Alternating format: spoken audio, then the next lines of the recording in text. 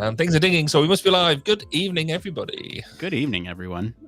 Barry and I are on a good one. We've been rolling behind the scenes with some banter, and can't share it with you all, but it's certainly fun to talk about. I don't know, should I kill this light? I feel like perhaps that's too strong. I don't know. What do you think? Are you back on again? Is it on now? No, there it is. Is it too harsh? I'm playing around. I'm playing around with some lighting. Everybody, hang on. It could do with almost like a gel filter over it or something, just to soften the light a bit. Yeah, I know. Yeah, I feel so. This is the normal setup. I have a new setup. I'll reward everyone who's here early. Let's see here. So for everyone here's early, I've made some upgrades. You're very proud of that, aren't you? I am, and quite rightly so. You should be. It looks great. You know what? Hold on. Maybe there's some issue with the top lights, because I feel like this is even too much of a difference from normal too. Is it potentially? Hold on. I'm investigating. Hold on. Is it potentially? So I think I have traditionally like a softer blue back there. Maybe that's like doing the trick. Like, I don't know. Hang on. Let's see here. How about that? Does that? I don't know. I feel like I should have done this before. Sorry, everyone. I'm like messing with my settings. So that is the pre-show goodness. Yeah. Anyway, hi. We're here. It's a pre-show. We're talking human factors and stuff. I've realized that actually with my setup now, I do nothing but promote Rode quite strongly, because my boom are coming straight. You should put a pair of stickers there. That's both Human Factors Cast and 1202, the Human Factors Podcast, side by side. That's true. I should. I was just looking at that earlier, tried to cover it up, because we could do that, and absolutely we could. That means I need to get some stickers. So make Human Practice Cast stickers, so we can make that work. Yes, that would work quite well actually, because there's quite a bit of piece. Alternatively, somebody's listening who wants to sponsor the show. This bit, well, just this bit of boom arm for maybe, I don't know what, £1 million for that. Yeah, you know what? I'll go even one step further. Go on then. And say that you know what? There's like this there's this real estate down here where we keep our logo. I'm gonna flash the logo, right? Right down there where we keep that logo. There's some real estate to the left of that even if we have a news story, it doesn't quite hit there. So if you want your logo there and want to support the show, we do have a show sponsor tier on our Patreon. You can always ask us questions about that. That's true. So, in fact, I'd strongly encourage anybody to do so. Because these Teslas won't buy themselves. They will not buy themselves, and we just bought some stuff for the lab. So, yeah, fun stuff. I don't remember. Did I talk about the automation last week on the show? I don't think I did. You talked about it in aspiration because you were messing around with it, but I hadn't quite got there yet. Mm-hmm. Yeah, there's some really fun things that I've done, including automating our show notes, which, I'm okay with sharing this publicly. We have some proprietary lab stuff that I don't necessarily want to show you, but this is actually quite a complex workflow. I'll talk about it because I realize that our patrons are listening later, and so showing it's probably not going to be the best thing, but I will talk about this process that we're using for our automation, and it's quite interesting. So we're using Zapier, allows you to connect and integrate with a bunch of different applications like Google Drive and RSS feeds and email and other services that you probably use in some way, shape, or form. Facebook, Twitter, all that stuff. It integrates with everything. And basically, what we have done behind the scenes over here is I was realizing I spent a lot of time on show note production, and a lot of it, the part that I was getting frustrated with is the pieces that I need to change every week. Title, okay, update the number by 1. Okay, intro, update the number by 1. Description, update the number by 1. Gather everyone who's going to be on the show today. Then get their social information and get all that, promotion information, all that stuff. Get the story, get the title, get the Reddit posts and put those in the show. Like, there's a lot of work. A lot of it we do live here in the pre-show, and that's fine. And we still will do some of that. I'm sure we won't have everything prepared week to week like we did this week. But with that being said, there's like a lot of things that we can automate. Like, why can't I just make a document and have it automatically pull in the right date? And that seems like it's, something that you should be able to do pretty easily. There's always there's always templates that you can use, right? So Google Drive, which is what we use for our document production, has templates, but you got to pay for them. And the lab doesn't have that kind of money for workspace. So, we're working off the free version of Google Drive right now, which is fair. And that's how we save on costs, everyone. So anyway, we invested into Zapier to do a more than just this. But the show notes is really interesting because, also in the show notes, I have you, kind of say, what's the latest over at 1202? It's pulling in all that now automatically too. So you don't have to go, okay, what was my latest episode? Who did I talk to? What was the title? What's the link? And it throws that in the description for me. So basically what we're doing, this is a very complex process that I needed to make it work because Zapier operates off of triggers. And so the trigger that I've set up for everything here is just a little checkbox in one cell in an Excel file or a Google Sheets file. When I check that box, it makes show notes. Wow. And it's all the steps in between that make it really interesting. So, next to that checkbox, you have a bunch of different, what's the word I'm looking for? Columns, data entry fields, if you will. Mm-hmm. Show note. I'm looking at the formatter right now. But basically, you have, what episode is it? Well, that's the increment by 1. You have what date is it going to be on, which could change depending if we take a week not off. So we can't just automate it to increment 1 every time, right? There's some things that we need to take care of behind the scenes here. What's the title? Yeah, you make a title. What's the news story title, which is different from the title that we use, right? The title that we use tonight is How Human Factors Can Help Pilots Catch a Rocket Booster in Midair, and the title of the story is A Helicopter Will Try to Catch a Rocket Booster in Midair. So it's slightly different, but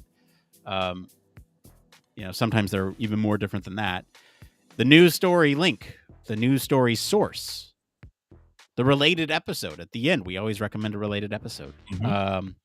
Supplemental info for the topic. So, recently we've been pulling in some supplemental info articles for the stuff, so like we throw those in, and a link if applicable.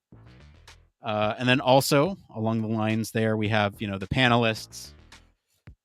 Most of the time it's just Barry and myself, but occasionally we'll get a third or a fourth. All the it came froms, and then a VLOOKUP to pull in the it came from text. But how do we get the it came from text? Well, we have another automated process that automatically searches all these it came froms, posted in our Discord so we can see it internally. We don't post that like public facing Discord. That's like our lab Discord stuff for us to tag and comment on to say, yes, I want to talk about this. And then after it does that, it logs it in a separate sheet on this Google Drive document. So that way I can do the VLOOKUP.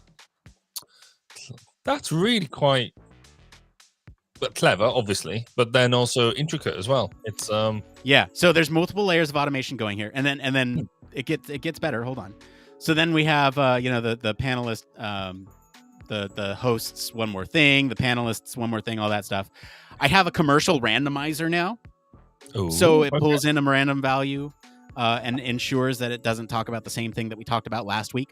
So normally, after the Patreon commercial, we talk about 1 million different types of things, right? Like our merch store or our website or our Human Factors Minute production or anything like that. And so it pulls in something that I know we haven't talked about in a while. There's a field to update any of our patrons. If we get any more, honorary staff patrons, we'll throw those in there to make sure we thank them. Mm-hmm. So where's the Barry Kirby story? Well, that's a separate sheet that is handled by a separate set of automation. So what happens for that automation is it's, again, quite clever, I think. It, whenever there is a new post in your podcast RSS feed, yeah, it deletes a row in that separate spreadsheet the row that had information populated in it to be Yeah. and then it repopulates that row with the new stuff. So it's always the latest episode information in that sheet. And I call it 1202 tracker. It brings in, your latest episode title, your latest episode caption. And I have the automation for the show notes go and look at those specific cells and pull them in appropriately. I'd love to get to the point where, we're sending out these emails to people every week that have been on the show to say, hey, would you like to be on the show again? And talk about these topics.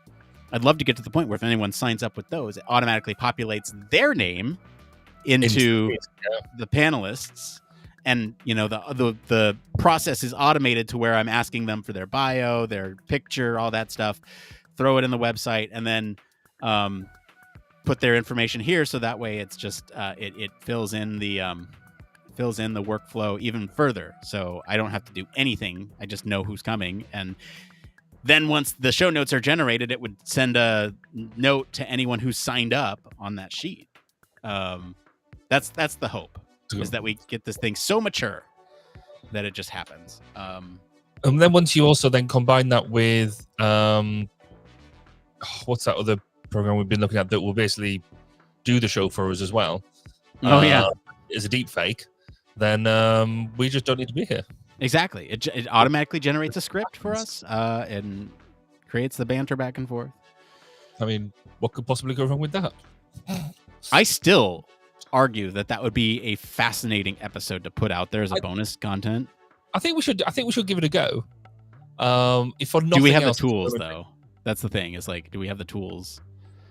Well, we don't know until we try. Maybe this is something that if anybody's interested in the lab, or come to join the lab to help us produce a deep fake version as a bonus content episode. If you're into that sort of thing, then come and join the lab and we could give it a go. I think it'd be fun to do. It'd be an interesting case study. Yeah, for sure. It'd be a great time. But yes, it would. I genuinely think it'd be fun. I think so too. So yeah, I'm obviously still fiddling a lot in the background as well, because I obviously de-rigged to go to conference, and I'm still realizing that. Well, it went so well because I packed everything in, because I not only had to pack my stuff, but I had to pack Amanda's stuff as well, because she was getting the train up on the Monday, but I was going on the Sunday. So I packed the back of the car, and I made sure I had my suitcase. I made sure I had her suitcase. I had my fancy new bag for carrying the Rodecaster, because that's an expensive piece of kit, and I didn't want that to be damaged. And I made sure that this microphone, because this microphone is also expensive. You think I'm sponsored by Rode at the moment? I'm not, but let's just do that. So I had all that gear and that sort of stuff, and that was really good. I was really excited. I had everything from my new roller banners as well. So my roller banners were there, and it was brilliant. I had all the kit. So I then drove to Birmingham, which is about 2.5 hours away from here. So that was fine. Did that Sunday. Got there. I had to take the car park was about 2 minutes away from the hotel. Okay. So I had to do 2 trips for all the suitcases, the podcast gear, all the way up to the 5th floor. Put it all there, so I had all that sort of stuff. And then it wasn't till Sunday evening. Monday morning. It must have been Sunday evening. No, it wasn't. It was early Monday morning, because I woke up at 5:30 and was going, you know what? I'm just going to because I've got my my remote mics. I was like, I'm going to make sure they're ready, because if nothing else, I can make sure I've got them with me at all times to capture any cool bits of audio or an impromptu interview and all that sort of stuff. And I was like, where's my silver flight case? Because the silver flight case is quite important, because it has every single cable. So every single XLR cable, every single phono cable, every single spare microphone, so the cheaper microphones, where had all the my remote mics, had all the stickers, had basically all the glue that holds all the expensive stuff together was in one case, because I couldn't forget one big case, could I? Right. Turns out I could, because it was in my dining room back here, and Amanda had already left on the train, so she couldn't pick it up. So I took all of that gear all the way there, up to the 5th floor in the hotel, for no reason whatsoever, because I couldn't use any of it. Yeah, boy, was I annoyed. There was some language. You know what? The language wasn't good. the podcasting world is brutal. You know. Yeah. I've definitely we talked. I've done that before, and that's not fun. But I understand that we'll still have some sort of coverage from EHF. Is that right? Yes. So okay. I reached out to the community and on the socials and said, look, if you went, do you fancy 5, 10, 15-minute chat about what you thought about it, how you thought it went, what was your favorite bit, what did you learn, what did you was there something that surprised you? And so loads of people have reached out already, and so I've almost got a good chunk of tomorrow lined up already. Tomorrow, Monday, and Tuesday, of people willing to spend 5-10 minutes of their time, give me some of that. And then I also had another idea, and I put that out this evening just before I came out, which was if anybody wants to give me their feedback, but just to do a recording, obviously on our on the webpage there is a answer phone facility, a voicemail facility. So I've also said if you want to go on that and just tell us who you are, which bit of the conference you went to, because there was a virtual bit, there was a live bit, there was both, and what you thought of it, then hopefully we'll get all of that, and that will give us a whole bunch of content. So we'll do I've got the people who organized it and all that sort of stuff, so we're going to bundle that into a one episode, and then we're going to have some more content for Human Practice Cast from people who attended about what they learned from it and all that sort of stuff. So we'll get so much content from me screwing up. We'll get it. It'll be fine. I just realized, sorry for everyone visually, that these lights dim, and so I think that's a good compromise right there. Anyway, yes, I think I'm excited to talk to you about it, because one thing that we do here on our show is kind of like these retrospectives of like what was the conference, or what can you expect from it, or conference previews. And it's been a while since we've done some conference coverage, so it'll be nice to sit down with you actually do that. We might take we might do that over a couple of these post shows, and string them together as a separate episode for you all. So that might be a good idea. It would be, because there was certainly a bunch of experiences there that I've never done before. So that's awesome. Yeah, so like introducing people. Now I've introduced loads of people, but I've never had the ability to introduce a friend before, which was for one of the big keynotes. So that was exciting. That is exciting. Yeah. So Barry, why don't we plan to do that? We'll like plan the we'll plan this post show. Yes. We'll plan it, and then we'll start recording next week in the post show. And I think it's okay to keep those post shows like public. I don't. I mean it'll still go. It'll still go, and then no doubt we'll put some sort of creative spin on it, and exactly. And so then the actual output will be slightly different again. So yeah, no, let's do that. That sounds like a good idea. That sounds good. We are 12 minutes away, and I think the show notes are done because I spent some time this week making sure that automation worked, and that I think the only thing that we might be able to do is maybe tighten up some of these bullet points, because there's a lot there. I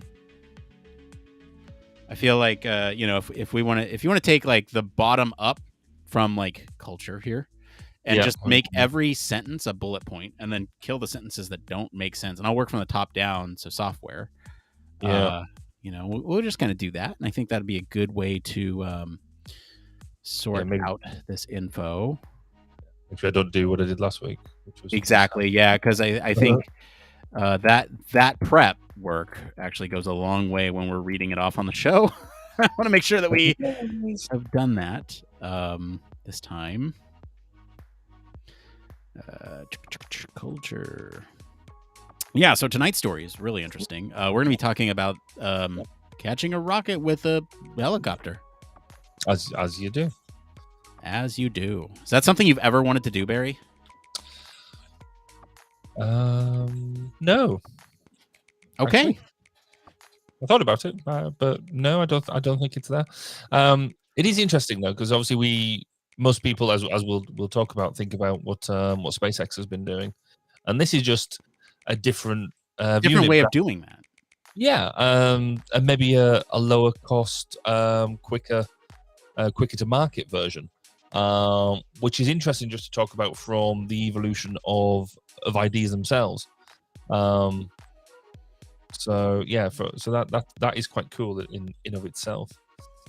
Yeah, I when I saw this, I was like, why don't you just do what SpaceX is doing? But then, I see the benefits to doing this in this way. But man, a lot of things have to go right, and we can talk about some of the human factors issues that need to occur or that impact the ability to perform this maneuver correctly. It's a bit disappointing, though, I've got to admit, because we'll talk about what the actual solution is. In fact, from a human factors perspective, in many ways, the solution itself actually isn't that important, because it's all in the planning and how you do that. But I expected, just off the title, to have a really big grabber, like you get in the arcades where you have you grab the soft toy. I wanted a really big grabber on the bottom of the helicopter where they had to come up and sort of tilt back, grab it, and then go back. So really aerobatic flying. Right. It's a little sloppier than that, I think. It is. There's some slop, which was disappointing to see, but there we go. I mean, is it? I don't know if it's disappointing. Yeah, it makes sense. It is. I mean, I feel like there's one specific aspect of this that makes it a little bit disappointing to you. Is it the parachute? Yeah. It's because I know. When you read the title, you're like, how is it going to do that? How is it going to snag something out of midair? Well, it's moving very slowly. And it's just like, right, okay, fair. Because basically, I mean, it reminds me of, you used to have skyhooks. Yeah. Still do, I think they generally use Hercules to do it. And so you let off this thing, and then sort of you get fired into the air. It's brilliant and really good to see. And it just sort of, this is just almost a crude version of that. Looking at these, Liveware seems to be repeated twice. Culture, we've got culture twice. Well, yes, but there's different points in each of them. Oh yes, it is. Yeah. So I'll just read it. Just merge them. It's okay to merge those. If you've deleted them already, then no, I haven't deleted. I was just looking at the titles going, because actually we've only because this one's crossed over there. We've only got one Liveware. Oh no, because we've got that Liveware. Yeah, that one there. Yeah. Okay. It's okay. We can merge them. Because in the shell model, you always break out the two thing, don't you? That's kind of what this is using. Yeah, I guess that's fine.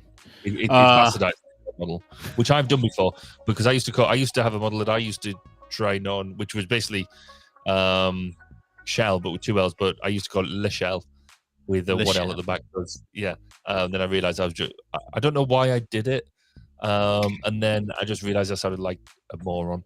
Le Shell. Look, I don't know how well this supplemental material is going to go with the story tonight. I really don't, because like you said, Barry, and this might be burying the lead a little bit, but there's not really a whole lot of complex things going on here from a pilot's perspective, and this may seem disappointing to some, and so I don't know. It feels like often the most disappointing episodes end up being some of the top performers.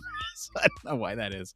But now you're double bluffing us, aren't you? So yes, I am. So which one's it going to be? Is it going to be a top performer, or is this one going to be a dud? We'll see. I think, my personal opinion, this is going to hit feeds in a way that we haven't hit before because of some keywords. Oh, there you go. And I feel that it will perform well, better than our previous episodes, which is a trend, by the way. Just in general, we typically perform better than we did the week before. That is growth. That's podcast growth. But I think the magnitude will be slightly larger than we see week to week. That's my prediction. Okay, we'll take your and what you putting on this prediction? Is there hard cash? Or are we talking drinks? Or are we talking chocolate bars or stickers? Let's say I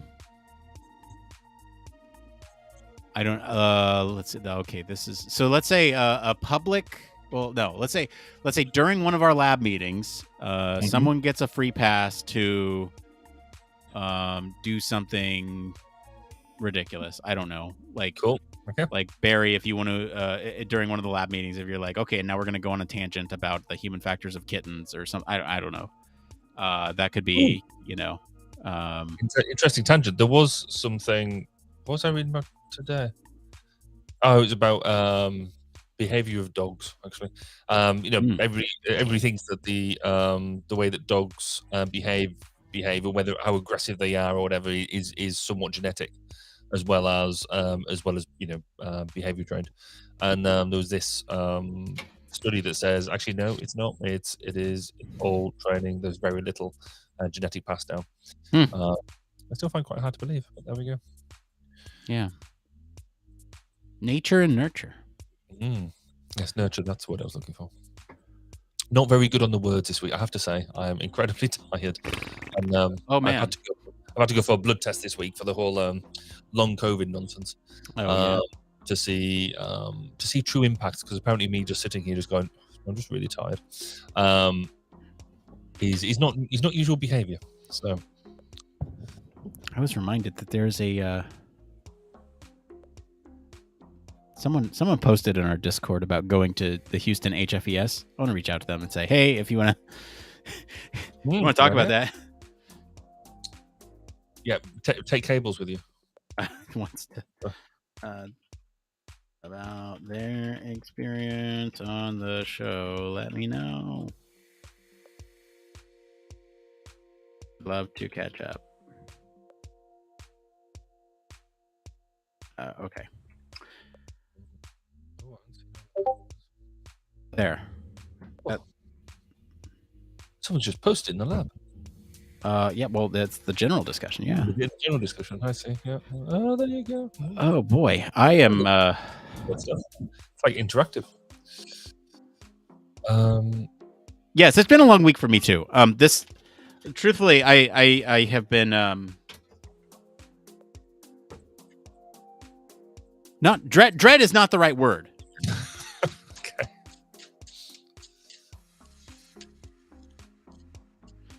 I'm failing to come up with a word right now. It's like apprehension. Apprehensive is a good word. Yeah. Of today, because I don't want. Thank you. Now my brain can finally continue on. Apprehensive of today, because I know my brain is not where I want it to be. With or without medication, which is very frustrating. Fair enough. Well, while we're in the pre-show, I had I switched to a higher dosage of a controlled substance, and I am there's like no effect. Right. And it's very frustrating. And anyway, all this to say, one of the things that my therapist recommended, that without prescribing any new things, again, controlled substance, is well, why don't you try not taking it and see how you feel? And I was much worse off. I was very irritable. I was very got very sweaty. So lots of like physically I was very irritable as well as anyway, not tonight though. I'm just lethargic tonight, so we'll make it through. Let's take a quick break and we'll be back and we'll start the show and we'll see how this goes. Let's do this. Yeah. Thank you, Barry, for that vote of confidence. We'll be right back. What could possibly go?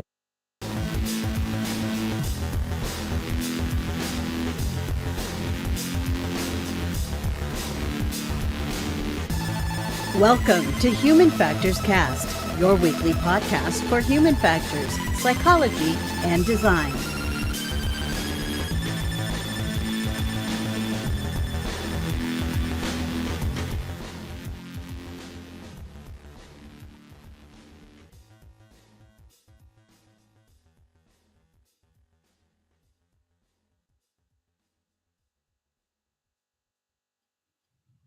It is Thursday night.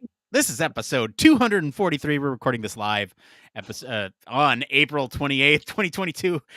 This is Human Factors Cast. I'm your host, Nick Roome. I'm joined today by Mr. Barry Kirby, sitting across from me. How are you doing? Hey, I tried to switch it up for the intro. I did. I was trying to be. That. There was energy, there was dynamicism, and that's a big word. I liked it. Now it's going to taper off. We got a great show for you all tonight. We're going to be talking about how a helicopter will attempt to catch a rocket booster in midair. We'll also answer some questions from the community about the reality of what the day-to-day is like for a UX designer or researcher. We're also going to be talking about changing career paths to UX research and our thoughts on data-driven personas. But first, let's talk about some quick community updates, programming notes, whatever you want to call it. Barry, what's the latest over at 1202? Well, the latest over 1202 is that I've been finding a bit wanting this week because we were meant to be pulling together lots of material for out of the Human Factors Conference over here in the UK. So it was EHF 2022. Turns out that when you leave the box with all your cables, that you can't get in live material. But the community has come together, and we will be pulling some interviews today and tomorrow. So there will be a new episode coming up with a montage of different opinions and thoughts about how that conference went, what people learned from it, and what they would like to see next time. We'll also have some coverage for you here on the Human Factors Cast end. In the meantime, you always check out the latest episode over there. I guess we're at that part of the show where we talk about Human Factors news. Is that now? Yeah, that's now. Let's do it.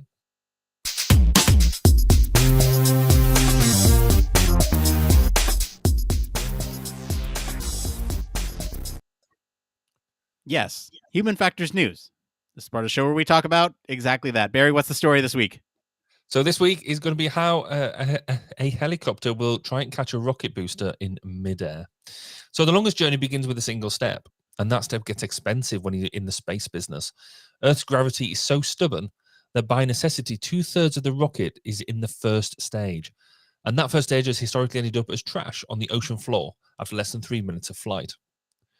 Making those boosters reusable is clearly the dream. SpaceX recently has famously been landing its Falcon 9 boosters on drone ships, which is amazing and mind-bending to watch, but actually in reality, with the complexity behind it, is very hard to pull off. Rocket Lab, another company within the space domain, says it's got another way. If all goes well, its next flight that's going to be carrying 34 satellites, instead of being dropped in the Pacific, these spent first stage will be snared in midair by a helicopter as it descends by parachute. It'll then be brought back to base for possible refurbishment and reuse.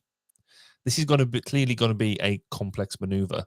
The helicopter needs to be in exactly the right spot. They need to know exactly where the first stage is and it's going to be, and how it decelerates so that they can catch it. They've practiced each individual element, and this exercise is all about putting together all them individual elements and making them work. There are no guarantees that it's going to work, and it's going to be quite interesting to see if they can actually make it pull it off. Nick, are you into helicopters catching first stage boosters as they drop out of the air?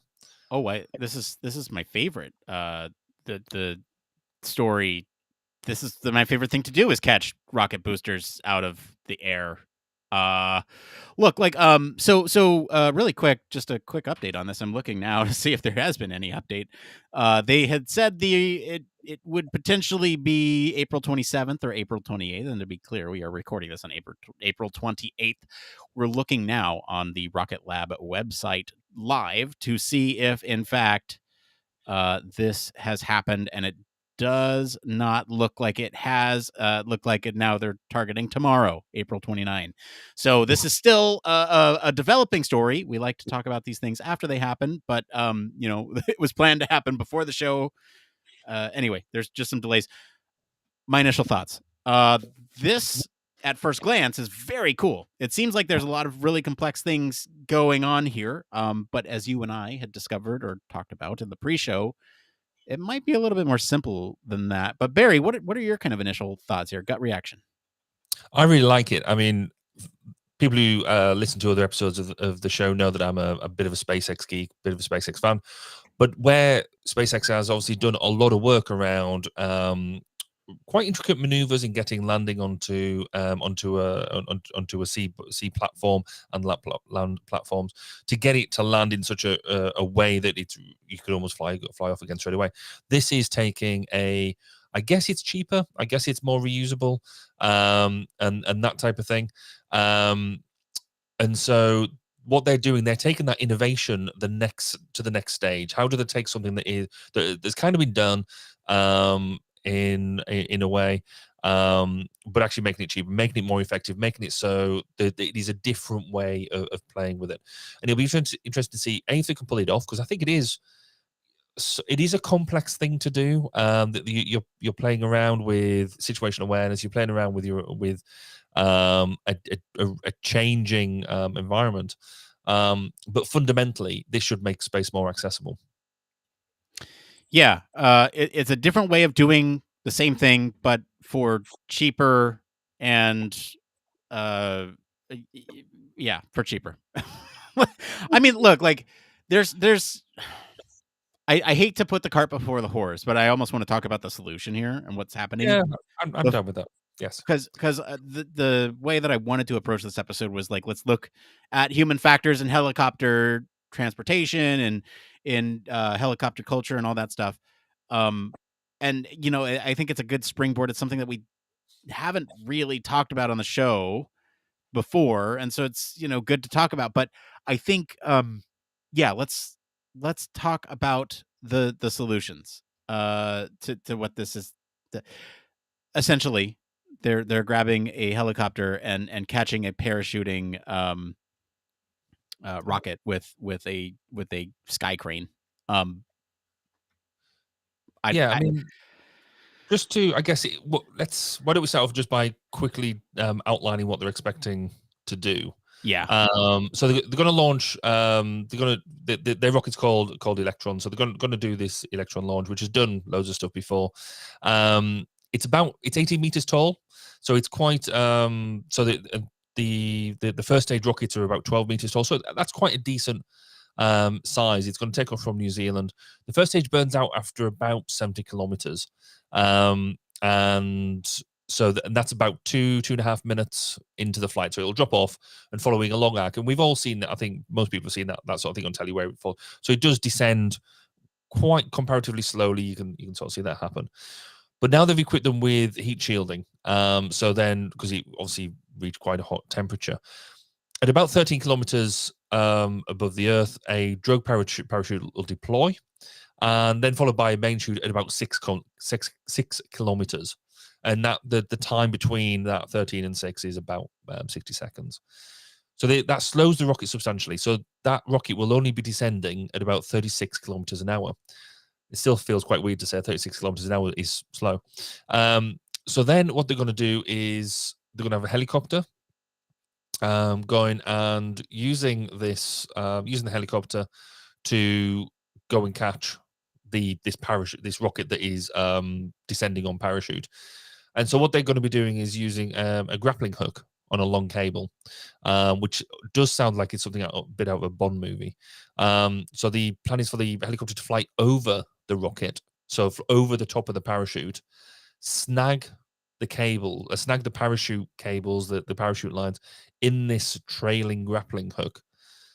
The rocket should never get wet. The rocket should never get in the water. It should just be lowered onto a ship or back on land. And so that will then make that all reusable. By the fact that you've got no salt corrosion on the rocket or anything like that, that's where the value of this comes into play. And you think with that, you know, I don't know if anybody's YouTubed. I know I have, because again, geek. The amount of failures that SpaceX had in landing on its drone ships. There was lots and lots and lots and lots and lots of failures before the success, and now they have, more often than not, they have success. Whereas this actually sounds really simple, comparatively simple. The pilot's got to fly over. It might be we could talk about whether this is a sighted or an unsighted catch. How do they manage that? What other skills are they employing that they should already have? Right. But there's no new technology into the rockets themselves. It throws a parachute. It doesn't have to re-navigate itself back to Earth. It doesn't have to work out where it's at. It doesn't have to fire its rockets or anything like that to get the right attitude. It doesn't have to coordinate with a drone ship, so it doesn't have to navigate anywhere. The more I talk about it, actually, the more it is quite exciting. It is exciting. Yeah, no, like, don't get me wrong. This is exciting.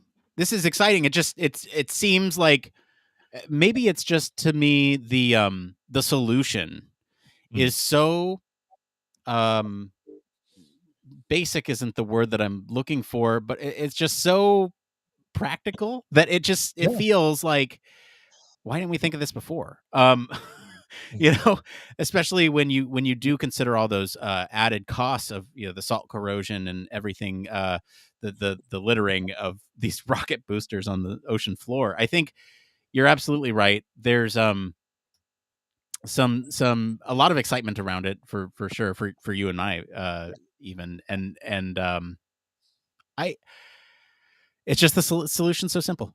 Catch a parachute attached to a rocket with a helicopter. And if you're looking at the thumbnail for this episode, it's exactly that. Yeah. So yeah, I mean, so I guess from looking at it from this human factors perspective, the big skill here is obviously in the pilot or the crew of the aircraft. So they're using a Sikorsky to do that, and they're going to hang a long cable underneath with big hooks. Fine, okay. So that feels like that's all commercial off the shelf stuff. A lot of pilots now, particularly if you're using like the big helicopters, so Chinooks are the same. Pilots are now trained to be able to undersling loads, to be able to drop them on and off. So having something slung underneath the helicopter is not new. So again, they're reusing ideas and skills and training that should already be there. What I've never seen is, and it might just be just because I haven't seen it, is a helicopter flying unsighted, effectively, over a parachute, something that's descending. So this parachute is going to be dropping at 36 kilometers an hour, because that's still fast.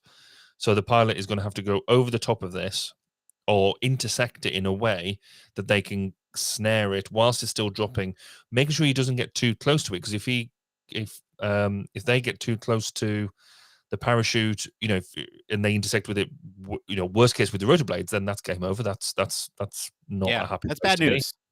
And how many chances do you get at it? Because if you miss once, then you've then got to get lower altitude quickly, resight it back onto it, and then fly over it again. So presumably, it's not just going to be the pilot themselves. They would have like a load master, load crew, sighting it for them. But that's still so then now we're into communication issues. How do they make that work? So yeah, that it could be quite an interesting thing to see. And if it was me, I'd then be also having another helicopter alongside it, just taking photographs and video. Oh yeah, which presumably they're going to do. But so take that first task.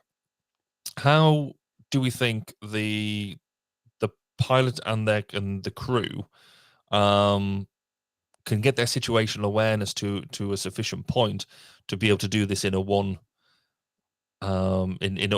grab? Because I'm thinking that I'd want to have a camera underneath to be able to see some of this sort of stuff. Some sort of, ideally, as a pilot, you'd want some sort of display that on your flight radar that you'd have some sort of interaction with the booster. So you can at least, because you need to understand your your position horizontally towards where it is. Not to mention, you obviously got vertically as well, but it's yeah, I think it's exciting. It is, right? So, like, yeah, you're right. There's a lot of different tasks going on, and I imagine some of this is proprietary, so we don't know exactly what's going on, but there's likely some sort of way to monitor your distance to the target, your distance to the parachute, really, in that case, how far out the grappling hook is. You also want to manage that with the distance away so that the rotary blades do not interfere with either the parachute and, set it off course, or, you want it far enough away so that the grappling hook is stable and not swaying in the wind.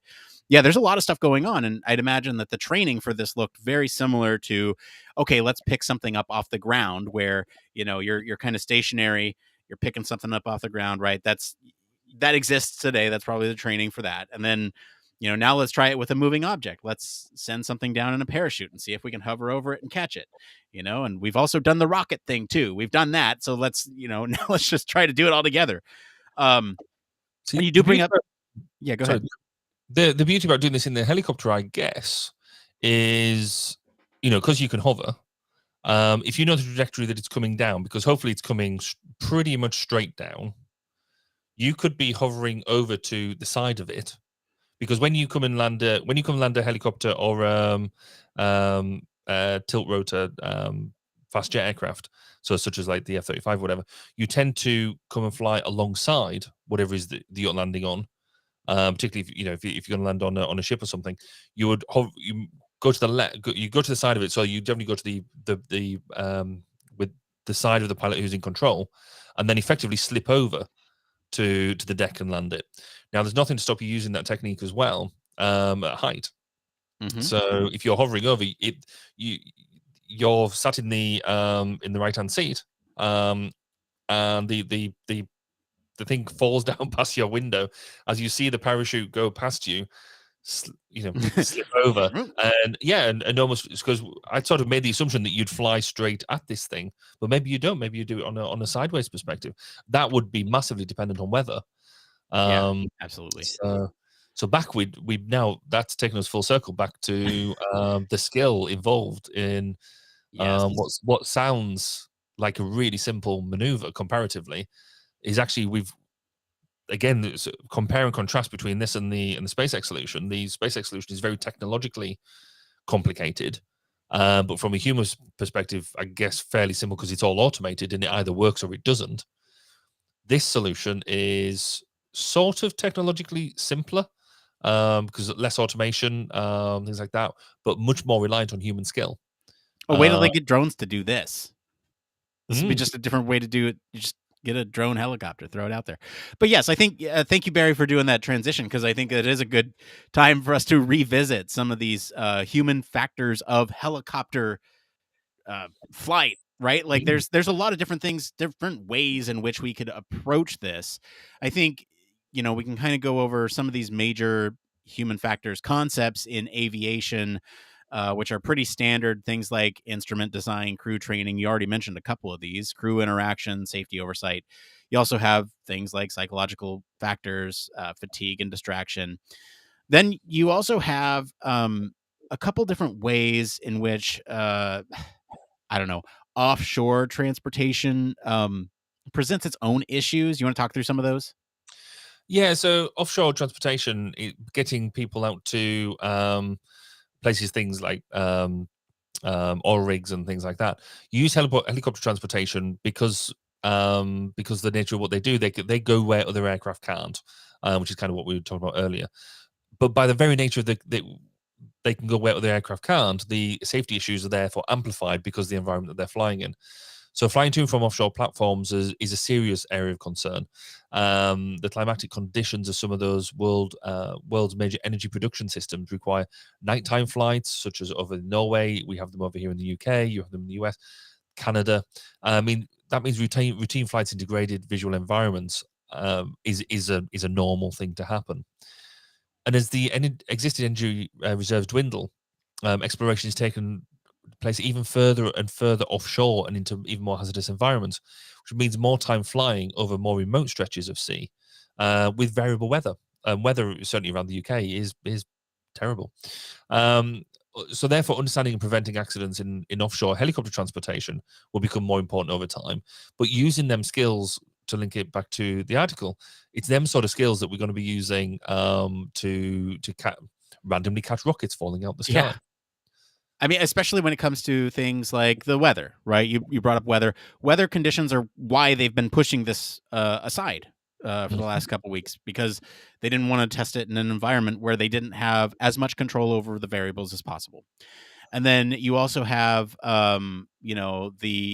the whole flying in degraded visual environments, and so that is, of course, nighttime flights. And if you can't see a rocket coming at you from above, is it going to hit you?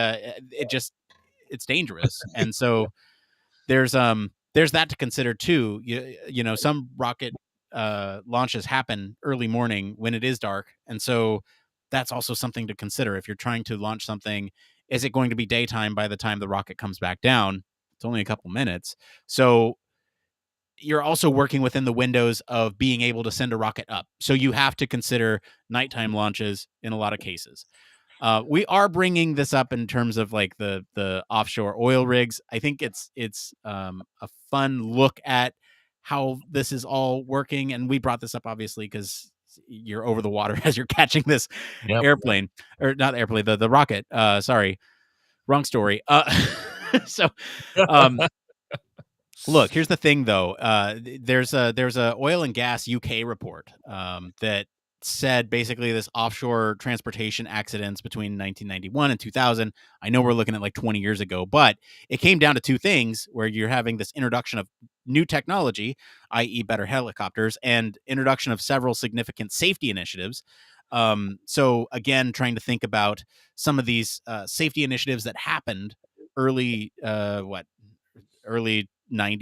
to 2000, thinking about all those things in place, which were meant to serve the human and to reduce the number of errors. All these accidents sort of reduced over time. And so we can think about this from the technology perspective as we think about the solution to catching a rocket. You're not adding really anything new. The technology is exactly the same.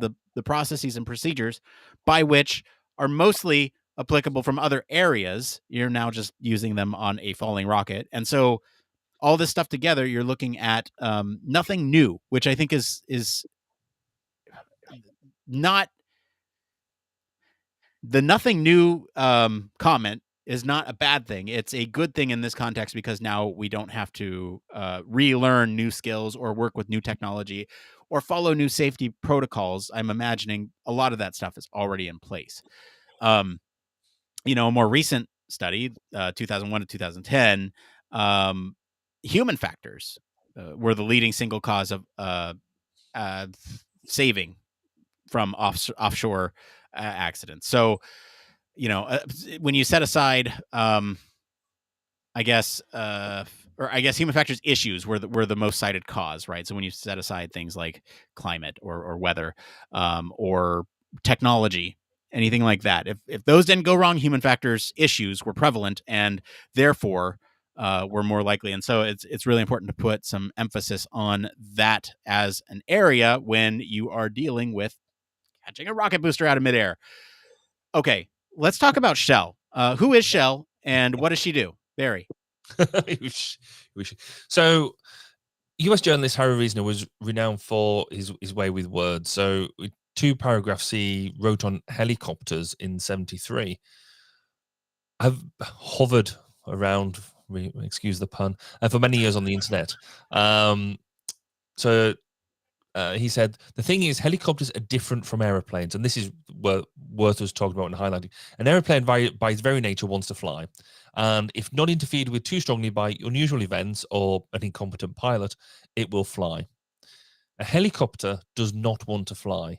It's maintained in the air by a variety of forces and controls working in opposition to each other. And if there's any disturbance in the delicate balance, the helicopter stops flying immediately and disastrously. There is no such thing as a gliding helicopter. That's why helicopter pilot is so different, such a different being from an airplane pilot. and why in general airplane pilots are often open, clear-eyed, buoyant extroverts, and helicopter pilots are brooders, introspective, anticipators of trouble. They know if anything bad has not happened, it's about to. So let's leave aside the idea with the gliding bit of whether auto-rotation is a glide or a controlled fall. But he's clearly onto something. These words get quoted time and time again, and actually I've quoted them in reports myself. The whole different nature behind the two different type of pilot, I think is really interesting. Anyway, the whole point about Shell with this is the ICAO uses the Shell acronym, so SHEL, as software, hardware, environment, and liveware, and as a model to represent various components of the human factors makeup of this. This can be expanded to Shell, as in SCHELL, so software, culture, hardware, environment, liveware, and that's individual human liveware and liveware as a teaming element between humans. So I think it's probably worth us having a quick canter through the Shell model, because there are some really interesting things here as with respect to helicopters. So do you want to kick us off a bit with the software side of things? Oh, I got to start with this? Okay.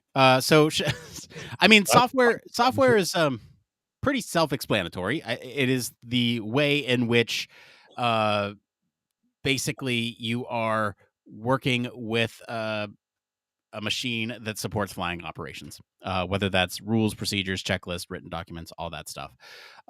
Basically, when you are looking at the software, some of this stuff is regulated and some of it is not. And so there's things to consider there.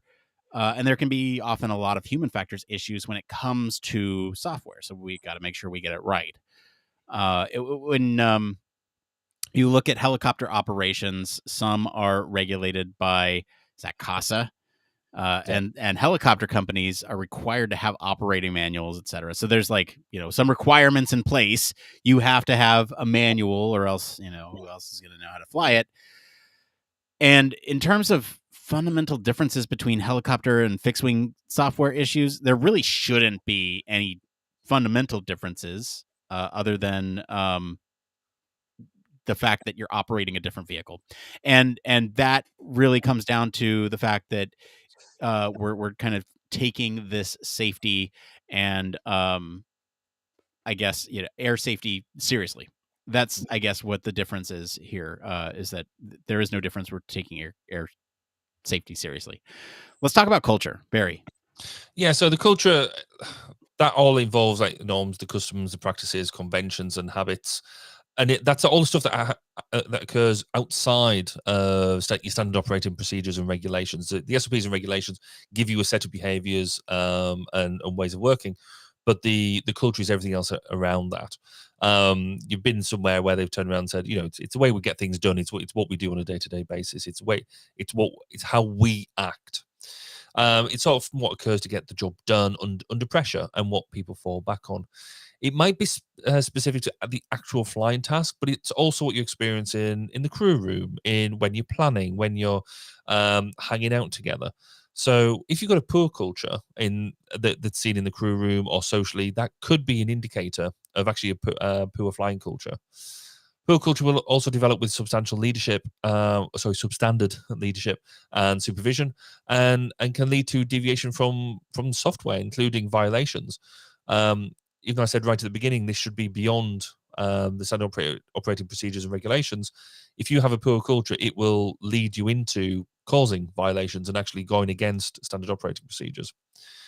The helicopter industry has seen poor culture in the past, and the issues may also be structural. Pilots are often away from supervision for long periods because the way that they've been working with people from different cultures, and similar cultural interactions may be found in fixed wing, where they've been looking at firebombing operations or remote fixed wing charter operations. So the young mustering helicopter pilot may have to be more aware of the influence of culture than their peer in a fixed wing charter pilot. It's a difficult thing to deal with because culture is something that is around you all of the time. It's something that is part of the company culture. It's something that is not only top down, but it's in between everybody. It is continuous, so it makes it hard to notice, but you really notice it when it's either gone wrong if you're coming into a new organization. So that's why, from a human factors perspective, we highlight culture and try and work on culture because of its pervasive nature. Do you want to talk us through some hardware elements? Yeah, so hardware is kind of the counterpart to the software. It's the hardware is the physical stuff. So the helicopter itself, the controls, the interfaces, the cockpit layout, all that stuff. Human factors 101, a lot of it. So the hardware itself might be very simple in like a fly by wires type of situation, direct mechanical controls, or it could be a larger helicopter, like in this case where you have sort of a hydraulic boosted controls mechanism, or some stability system through an autopilot assistive technology, that type of thing.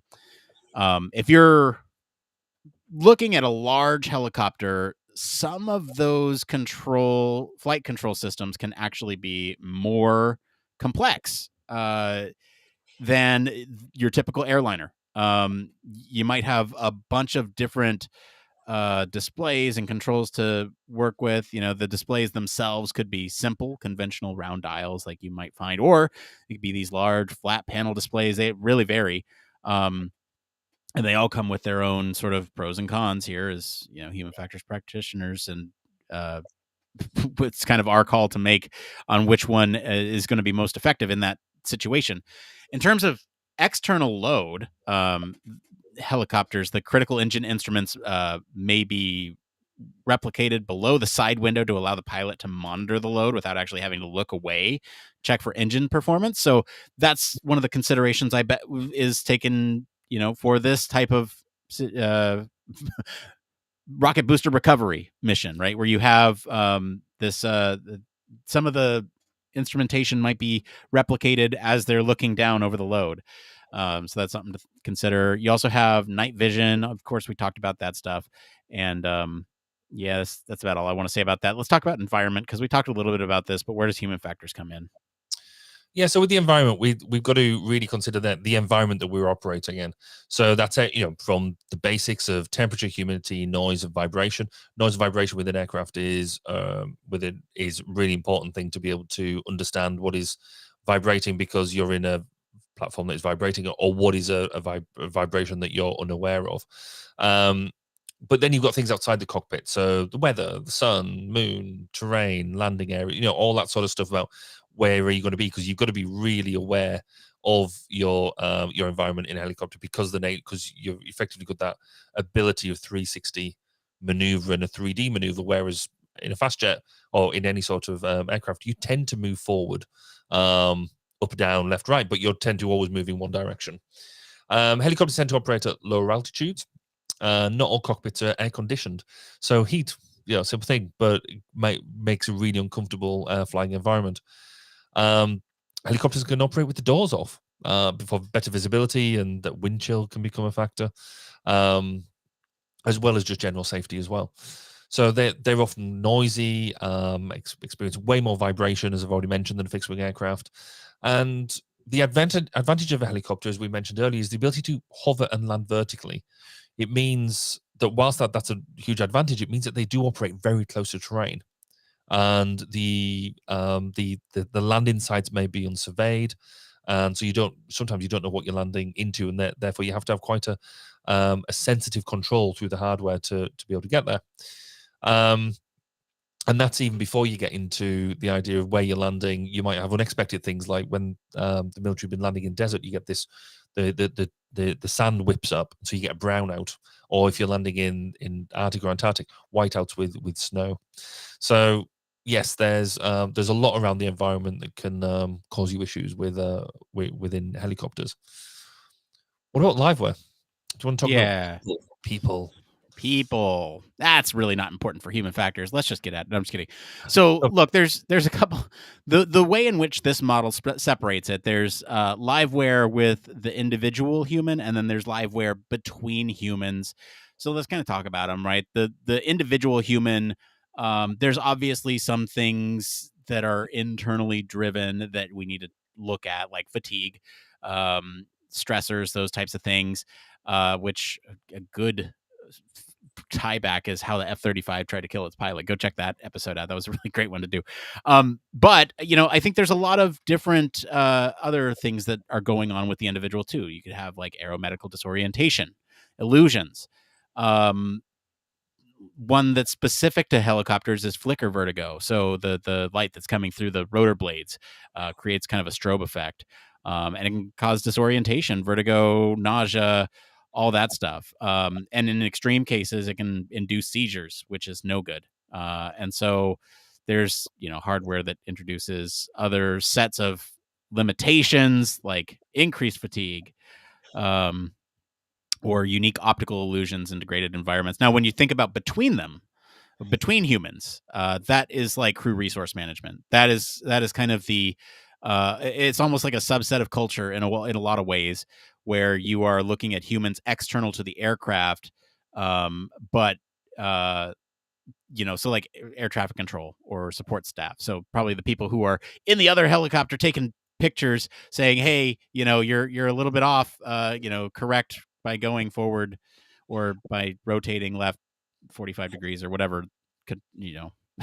Feedback they're giving. And so it's different in a helicopter versus a fixed wing aircraft because, you're thinking about, when you come back, you're thinking about different clearances for landing, not just a straight path, but something tighter.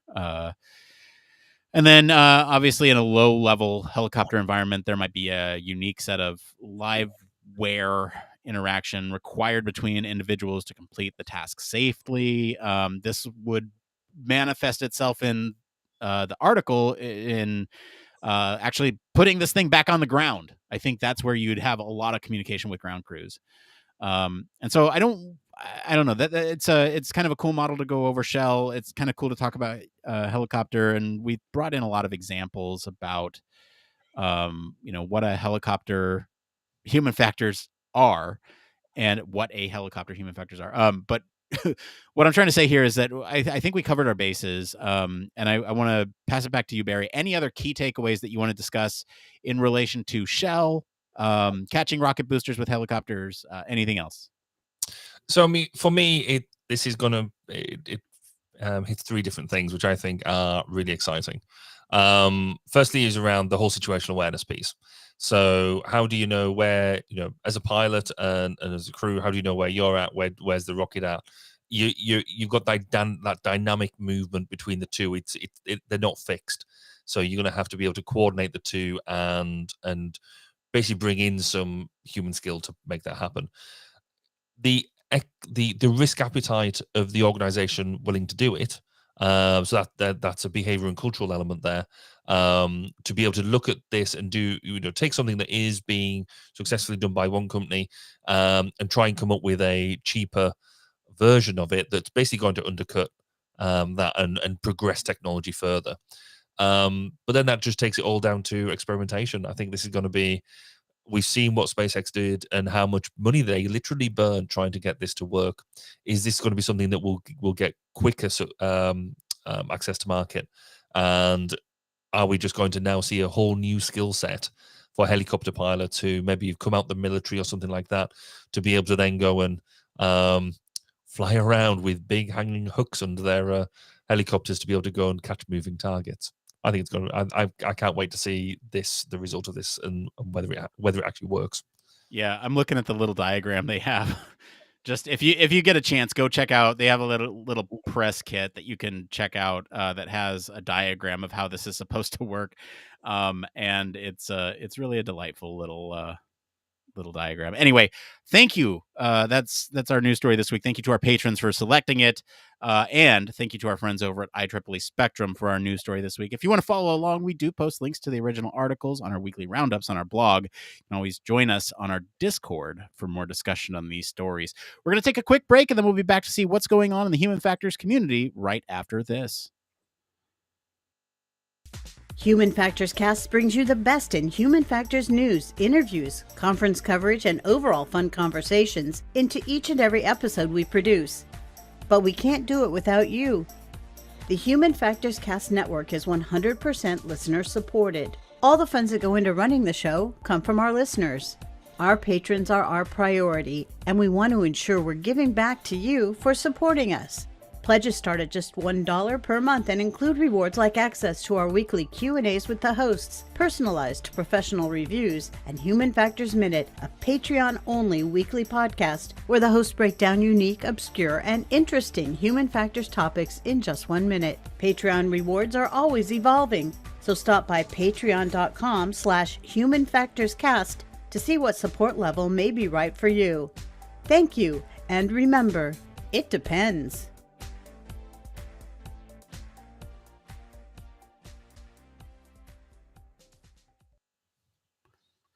Yes, huge thank you, as always, to our patrons. We especially want to thank our honorary Human Factors Cast staff patron, Michelle Tripp. Patrons like you keep the show going. You literally keep us running, lights on in the lab, all that stuff. And thank you so much for your support.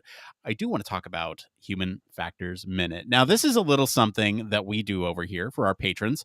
If you're unaware, Human Factors Minute is a little slice of human factors that we package up and we highly produce, and we do our research and we send it off in your merry way so you can enjoy it in 1 minute, or sometimes more than that, but oftentimes more than that. But we package it up so you can enjoy Human Factors content on the go, so to speak.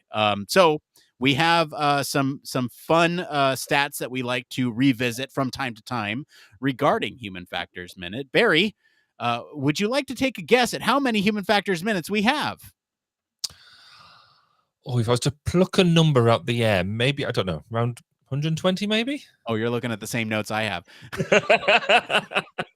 Yes, we have 120 episodes so far. Total runtime across all those episodes, which you would think would be 2 hours. We're actually at almost 2.5 hours, 2 hours, 27 minutes and 40 seconds. Average length of 1 hour and 14 seconds. Our longest episode was our episode on the Surface Transportation Technical Group for HFES. And then also for HFE TAG, there's a System Safety, Health Hazards, and Survivability. Those both clocked in at 1 minute and 59 seconds. So look, here's the thing. If it doesn't have 1 minute in it, then it's a separate piece of content. But we managed to get those in with 1 as the leading number. So that's kind of the cutoff for us, is 159. So you might see a couple of those. Anyway, shortest episode was on the Aging Technical Group, and that was 40 seconds long. So you can kind of get a sense of the distribution, get a sense of the topics there. It's something that we're actually really proud of. And if you want to see our lab working on stuff, we have a lot of our lab members actually doing the research on Human Factors Minute to keep the lights on. And that's one way in which they contribute. So yeah, they do other things too, but that is kind of an everybody task to make sure that the Lowe's lights are kept on, because it's quite important. Anyway, let's go ahead and get into this next part of the show we like to call It came from.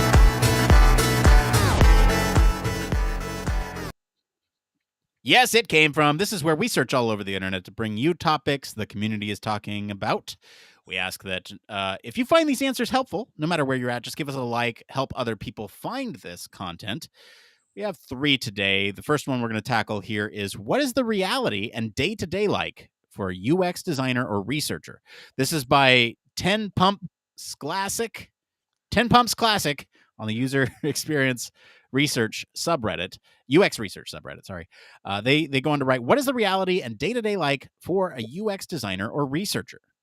I recently applied for, and in the midst of interviewing for a certificate at my local community college to study in UX, centered around UX design, although I believe there will be parts of user research built in. I'm looking for a snapshot of your day-to-day as a UX designer or researcher. What are you using? What tools do you need?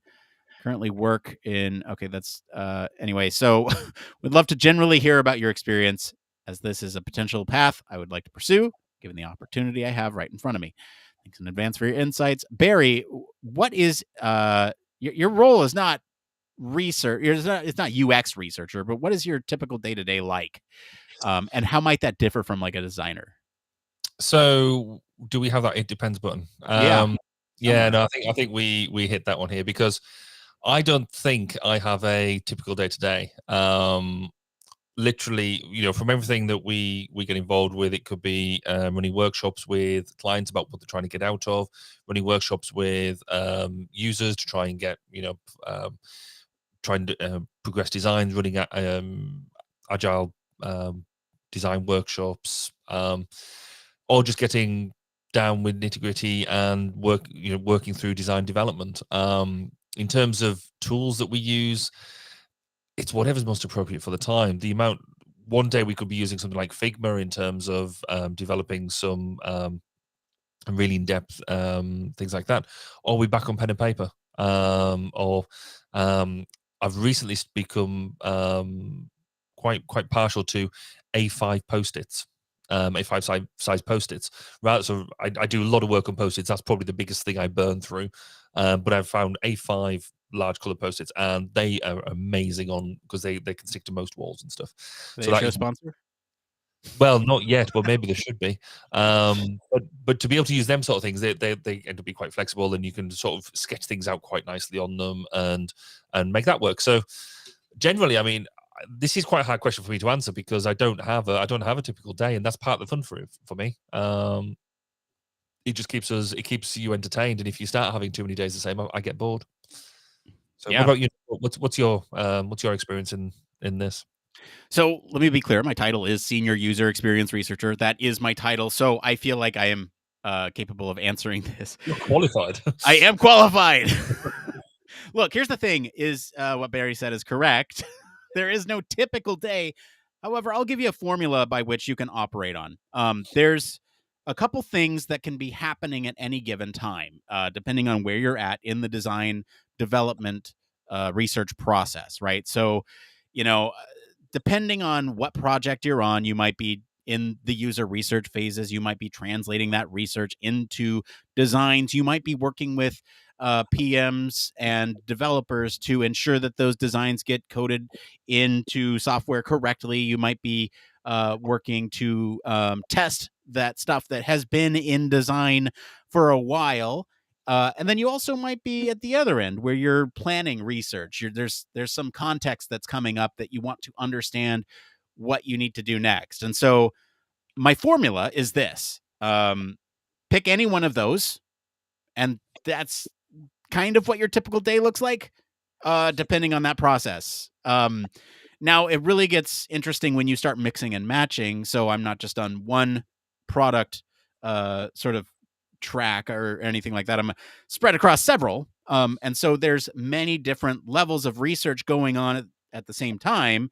And so my day looks like a little bit of this phase where I'm looking at the research that needs to be done, and a little bit of this phase where I'm talking to designers about solutions on another thing, and a little bit of this phase where I'm organizing times to talk with people. And it's you kind of stack those up, and because of that mix match of where we're at in the process and other things that need to happen behind the scenes, like setting up research infrastructure, which happens from time to time, where you need to create, I don't know, Excel spreadsheets that contain data and all that stuff.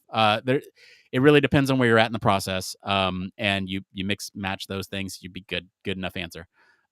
Tools, I don't know. It doesn't matter. You find something that works for you. Yeah. Really, it doesn't matter. As long as it works for it, the pen and paper is probably best. You could do. I use Google Suite because that's what my company uses. It really just depends. All right, next question. I want to change my career path from traffic engineer to UX researcher. What should be my plan of action? This is by Alberta Key. I feel like I'm not saying that right. On the UX research subreddit. Hello, everyone. I'm a mid-level traffic engineer with a master's and PhD degree in transportation and highway engineering. I'd like to know what skills I need to develop to break into UX research. And then they go into a brief snapshot of current skills. Some of it's relevant, some of it's not. Barry, let's talk, though. How do you break into human factors from another, let's say, tangentially related domain? Yeah, I mean, what I find is that quite a lot of people break into human factors from the engineering side of things. I know I did it myself. Quite a few other people have done it. In many ways, I don't know if there's I mean, what's suggested is do you go and get another master's in HCI design or something like that? That's definitely an approach. If you've got the time, effort, and money to be able to go and do that, then that's great. The way I would do it, because you basically, because you've already got your master's PhD, you already know how to learn. That's all cool. But actually, why not? Really, what you want to be doing now is going to get yourself immersed in the environment. So either go and find maybe either a different role or either a paid role or a volunteer role to go and do that. I think some people have got a human factors lab somewhere that might be an obvious place to go and look. But so go and get some experience of it. Go and do some voluntary stuff and see whether you do like it. Fundamentally, actually, the best thing you can do if you can get it is to be employed to do it. And so obviously if somebody's willing to give you a job either within the company you're in, and you sort of say, look, I'm in, if you're doing this traffic engineering, if you talk to the senior management and say, look, I'm interested in doing this, can I do a project that uses the skills that I've got, but then also uses them and applies them in a human factors / UX environment, then you'll do a transition. That's effectively what I did. I was employed to be a software engineer and in a cockpit team. And then I was like, oh, I like this designing of cockpit stuff. That's really exciting. And ended up not doing any software with them at all. Basically got into this, and then it sort of ballooned from there. So, yeah, there are a number of different routes, education. But I think with where you're at and saying, you've kind of done the education formal bit, I don't think doing another master is going to help you. I think you need to go and do some actual work and so try and find an opportunity. Yeah. I skipped over the skills here. I'm going to bring in a couple because I think understanding what skills you have that are transferable and understanding how what you have done already kind of emulates the type of work that you will do as a human factors practitioner or UX researcher is really important. So to recap some of their skills,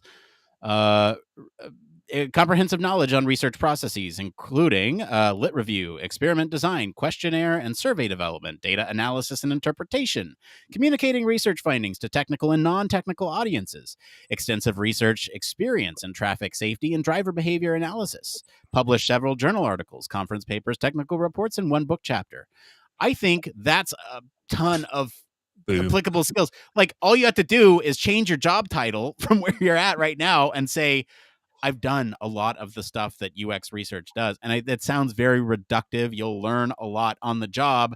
But if you already know a lot of these skills, if you go and just look up what UX research does and understand the process and how you sort of integrate with, a software team, if you're trying to get there, I don't think it's so far out of left field that you wouldn't have a hard time finding it. Anyway, that's just my 2 cents. Look at the transferable skills. Yeah. See if the only thing I would add to that is read a book on Agile, because actually with them skills, if you combine that with Agile, then you'll be well ahead. You're good to go.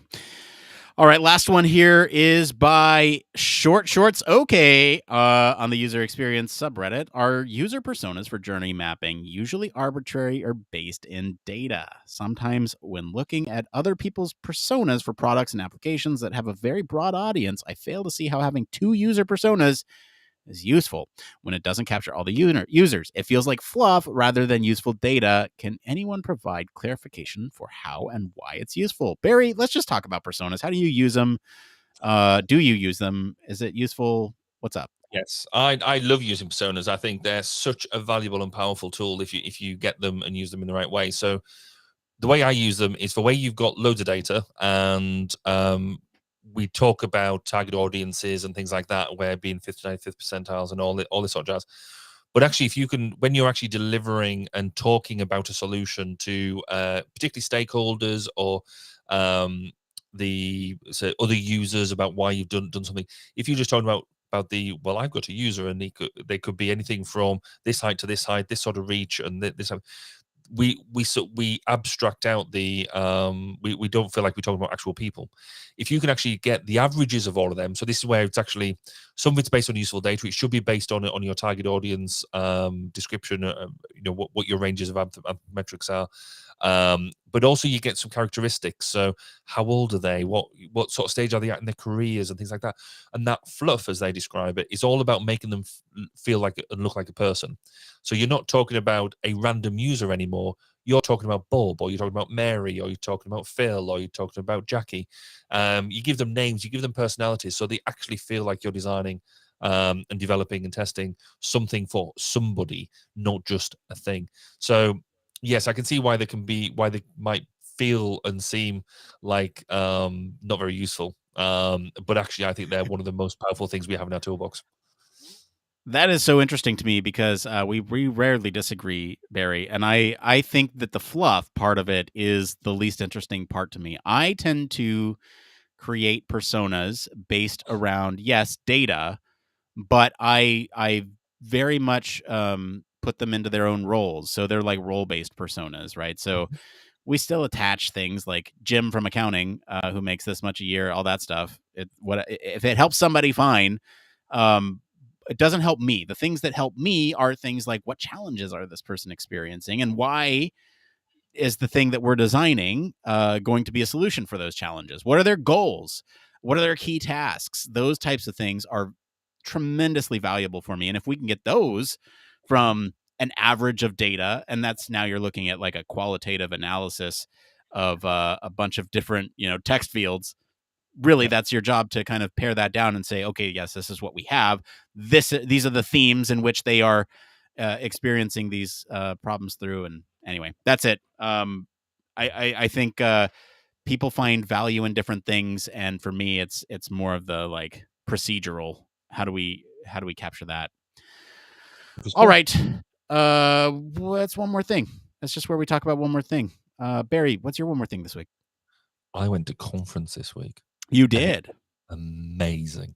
It was so nice to be able to get in a room with people and just discuss, just have a chat and a catch up, and because it's all very well, all the stuff we did. We did the virtual conference a couple weeks earlier, which was nice. It was good. You got all the information, but this was all around. For me, it's like I don't want to be geek about the non-technical skills. It was the being able to have a bit of a laugh and catch up and know what you do with yourself now, and the looking at other people across the room and say, oh, I haven't seen that person in ages. Oh, and there was a couple of people I went up to who I was like, oh, hey, how are you doing? And they were like, do you realize we've never actually met? We've, the past 3 years I've known them, we've talked online and Zoom and stuff, but we never actually met face to face. And there was a couple of them there that I was like, I didn't even realize. And I was like, oh yeah, that's it. I don't know whether I should be embarrassed about that, but it was, the time I was just like, oh yeah, well, okay, well, that's fine. It was just a weird, from that, it was weird, bizarre, but brilliant. Did you get anyone coming up to you saying, oh my God, you're Barry Kirby from that 1202 Human Factors podcast? I did. Oh, it was amazing. If I had more than one person coming up saying, I listened to your podcast and I really like it.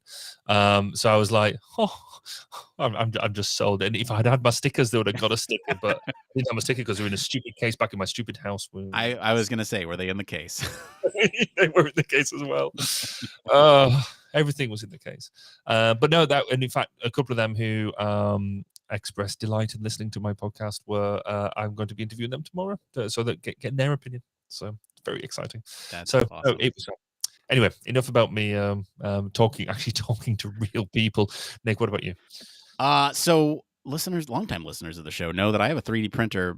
We recently moved within the last year, about a year ago, actually. And since then, it's kind of been in not storage. It's been out, but not put together. I recently put it back together because we're starting a new project. It's a helmet for my son. We're going to a Star Wars conference, a Star Wars convention. Sorry, next month, and we're putting a costume together for him. So I 3D printed a helmet. It fits on him, and now I'm in the stages of all the sanding and finishing, and it's a ton of fun. Yeah, I don't know if you want to see more of that, come ping me on Discord. But that's gonna be it for today, everyone. If you like this episode and enjoy some of the conversation about helicopters doing unique things, I'll encourage you to go listen to episode 203. We talk about the challenges of flying a helicopter on Mars. You can always comment wherever you're listening with what you think of the story this week. For more in-depth discussion, you can join us on our Discord community. Reach out to us. We're always hanging out there. Visit our official website, sign up for our newsletter, stay up to date with all the latest Human Factors news. If you like what you hear, you want to support the show, there's a couple things you can do. One, you can always leave us a 5-star review. It's free for you to do and really easy, quick. Feel free to. And then 2, you can always tell your friends about us. That way they come up to Barry at conferences and say, hey, you're the guy on that podcast. 3, if you have the means and want to support us financially, you can always support us on Patreon. All those go back directly into the show, into the lab, and help our lab members create some beautiful things. And as always, links to all of our socials and our website are in the description of this episode. I want to thank Mr. Barry Kirby for being on the show today. Where can our listeners go and find you if they want to talk to you about being caught by a helicopter? If you want to be caught by a helicopter, find me on Twitter at Baz_K, LinkedIn at Mr. BP Kirby, or come and listen to 1202 The Human Factors Podcast, where we have interviews with interesting people at 1202podcast.com. As for me, I've been your host, Nick Roome. You can find me on our Discord and across social media at Nick_Roome. Thanks again for tuning in to Human Factors Cast. Until next time, it depends. All right, music or something. Hang on. Where's the? I don't know. Hold on. What I? There we go. Post show. Yeah, post show. Yay! Okay, there's some news stories I just struggle so hard with because of the simplicity, and this was one of them. Oh, see, helicopters are amazing. I guess what the one small subtle point I didn't really say, and I probably should have done, is one of my first jobs in HF was designing helicopter cockpits. Yeah, that's. It's only mildly useful to the story, probably. But no, I think it's. But actually, to be fair, it was one of them. I think we said right from the off, didn't we, that it was. They got to catch it with a helicopter with a big hook underneath it. How hard can that be? But it's not until we started breaking it down that we're like, actually, how are you gonna know where it is? Where are you gonna be? What are you gonna do? How are you gonna communicate between the crew around how it's all gonna happen? How is the pilot gonna know where they need to be in relative space to this thing? And actually, it then got very exciting for me. You know what's very funny is that conversation that you just had, that we had, right? The whole. This seems really easy, but oh, wait, right? That is the same conversation I have in my head when I'm selecting these news stories for people to pick. I go, oh, that seems simple. Oh, wait, no, that could be good. All right, throw it in the pile. And that's really my logic. Like I don't go as far as we did, breaking everything down bit by bit, but I say, yeah, there's enough to that. Let's throw it in. Because what I thought interesting about that, and why I enjoyed doing it as well, was we'd obviously done it. We put together a plan. We knew what we were doing and all that sort of stuff, and then we did it completely differently. Yeah, yeah. Which was quite neat because I think the ability because for those of you listening, you won't be able to see, but we have the show notes alongside, and we have them live going, and I just wrote halfway through just solutioneer it. Yeah. And then we could link it into the shell model, which was again was really neat. So, I think for the way we pulled that together, I thought that I enjoyed that. That was good. Yeah, a little bit of behind the scenes here for everyone. I think longtime listeners know what we do, but there's kind of the framing of the original article, and then we do a couple supplementary human factors-y things on the base of the article. Right, in this case, it was flying a helicopter. There's not really any human factors for catching a rocket at this point, so we couldn't pull that stuff in. I don't believe anybody's written a standard yet. No. And so from there, it was like, as we were talking, it just made more sense in the moment. To finish that thought, first off, we talk about the story, then we talk about the context behind the story, then we talk about the story again, like a story sandwich, and bring it back at the very end. But everything that we were talking about tonight was just so intertwined that we're like, okay, look, we have to talk about the simple solution first, and then break it back from there, because it really, everything comes back to that simple solution. And in fact, it made it more complex to go the other way, to say, look, here's the simple solution, but oh, look at all these things that could go wrong with it. Which just shows what a great team we are in being able to dynamically restructure a program like that on the fly without either of us realizing what the other one was doing. That's a paper. It is, yeah. The amount of papers. At some point, we've got to write some of these. Got to write them down. But I just feel that if we just have this thing as saying, right, that's a paper, then effectively that's the paper already written. We didn't do any work with it. We said we're going to do it, therefore it's done. Yeah. Speaking of which, follow up on my research gate. I have still not been approved. Really? I thought I had approved you. Did you actually send me an email? No, I mean, I don't know. You may have. They may have sent you an email saying, "Hey, do you know this dude?" Well, I thought that's what they normally do. Oh. But it might still take time. I mean, like I said, I've been on it for quite a while now. So, where can I pull up a new window? Oh, that's doing it twice. That's weird. Oh, I see what it's doing. That's clever. That's annoying. I shall have a look-see. See if it's given me anything. Because since we basically did the last one of these, I kind of haven't. There's so many things I meant to have done, and I just haven't got there. I've also gone back to my old laptop as well. You know, I bought a new fancy, higher graphic processing laptop, which is great. It is like sort of, it's an i9, it's very fast and all that sort of stuff, but it's just not as robust as the one I had. Whereas, because I have a USB-C hub that then powers the laptop stuff now, just plug it in, it does power and everything, and it's brilliant. The other one, it just kept on getting confused all the time about what exactly it was trying to do. And so I'm like, well, I'm keeping the other one for doing what I bought it for, to be honest, which is design and all that sort of stuff. We're going back to this one because it does all my podcasting, it does all my work stuff, and it just gets on with it effortlessly. It doesn't get annoyed by it or anything like that. So it's been a time of change. Yeah, I just logged in. They said your request is pending. We've received your request and we'll let you know as soon as possible whether it has been approved. So I guess they don't see me as a real researcher yet. Well, that sucks. That sucks. I'm not validated in the eyes of ResearchGate, but that's okay. We'll get there. So I will just have a tootle and make sure, because something like that might have gone into my junk mail. Oh, I don't know. Yeah, they may have gone, hey, do you know this schlub? And I certainly do not. So you and I had talked about potentially doing a plan for what is the word I am looking for? A conference coverage, EHF coverage. Yes. Oh yeah. That's annoying. I think we should do that. Let's see here. So what is that? EHF 22. Was that the hashtag? Hashtag EHF 2022. Yeah. Didn't you say that was a hashtag confused with something else? It was. There was the European Handball Convention, I think it was. Right. Definitely not handball. I'll share this with you. This is like what we used for this is what we have used for past conference retrospectives. This is specifically the one that we used for, there's some notes from NEC in there, but then there's also some notes from UXPA in there. It's just kind of a hodgepodge. I'm kind of embarrassed to share it with you, but it's a starting point. And we are going to better ourselves as people as we, maneuver our way through this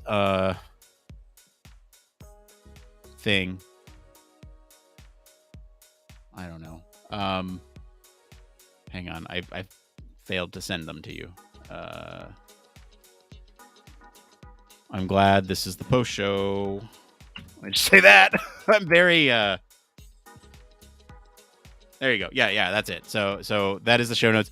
Wow, NEC 21. That's so weird. Where have you sent it?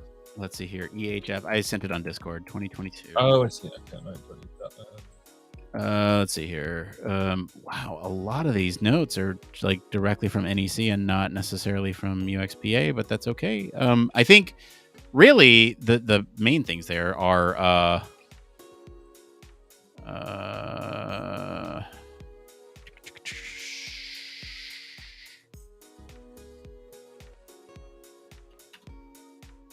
this episode we're recapping one of the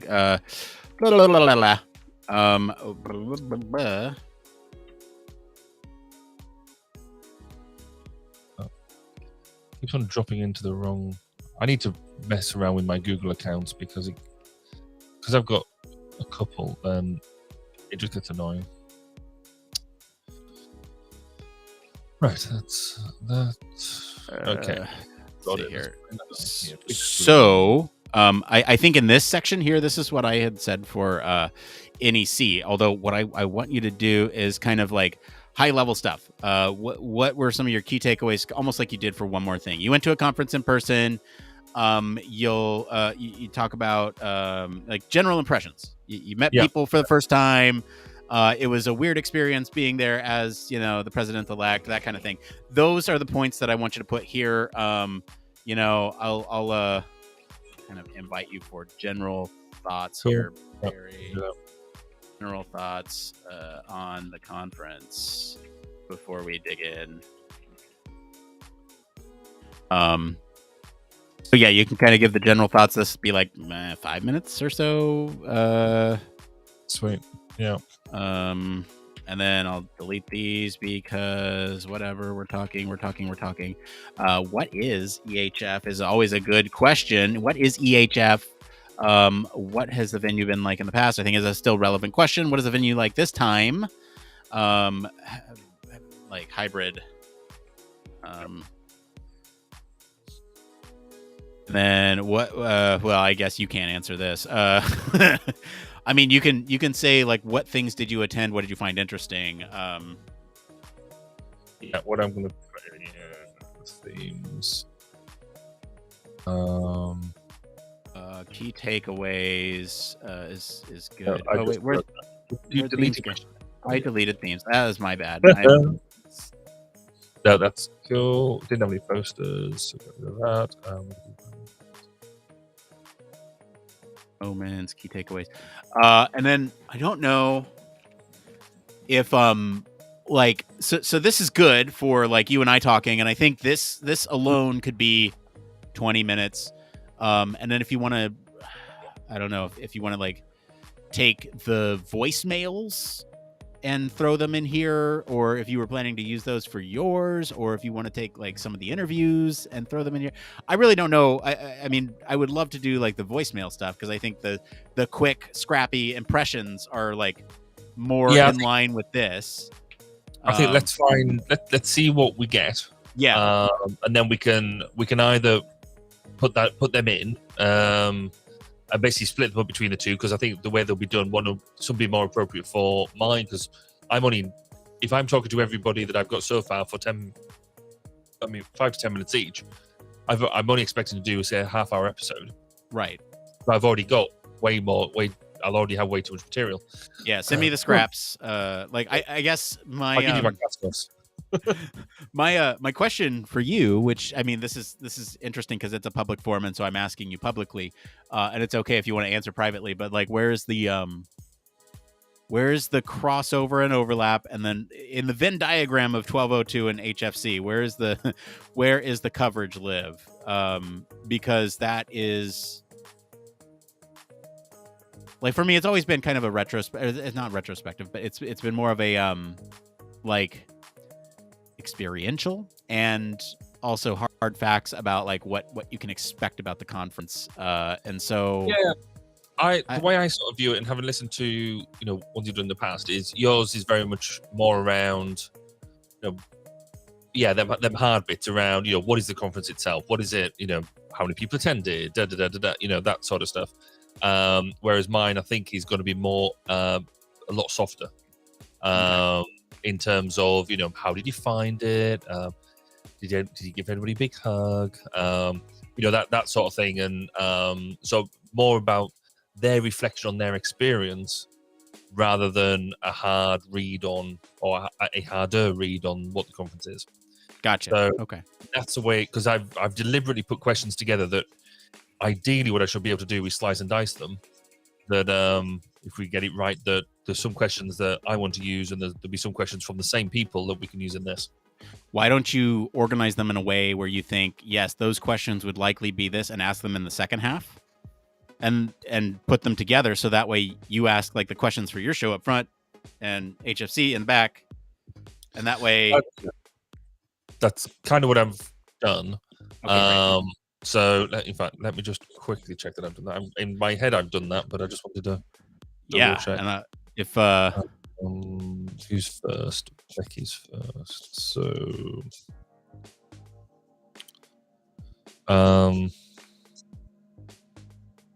yeah, so I've got the what do you do? How did you get involved? Because I've got a lot of the staff involved as well. What do you think of the virtual live mix? Then we got into highlights, surprising, did you learn anything new? So yeah, that immediately splits itself into half. So and we should get possibly sort of 5-10 minutes from each person. Cool. For each half. So we'll see how it goes. Yeah, well, I mean, let me know. Keep me appraised, obviously, and we have a month to put our copy together over here. So whenever yours goes out, it'd be cool to co-schedule these. So that way we cross promote and everything, which would drop, I guess, week of 20 something May, which gives us a month. I was supposed to have an interview lined up, ready to go on Monday, but obviously that didn't happen. So, but that's now being rescheduled. Well, no, because I want to. There's a few skills I need to pull together with this because it's going to be the audio is going to be easy. Slice and dicing that's fine.